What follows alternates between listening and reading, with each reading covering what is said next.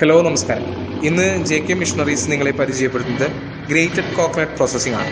ഇതിനായി 3 മെഷീൻസ് ആണ് പ്രധാനമായിട്ടും നമ്മൾ ഉപയോഗിക്കുന്നത്. ഒന്ന്, നാളികേരത്തിന്റെ ചിരട്ട അല്ലെങ്കിൽ ഷെല്ല് മാത്രമായി നീക്കം ചെയ്യുന്നതിനുള്ള ഷെൽ റിമൂവർ.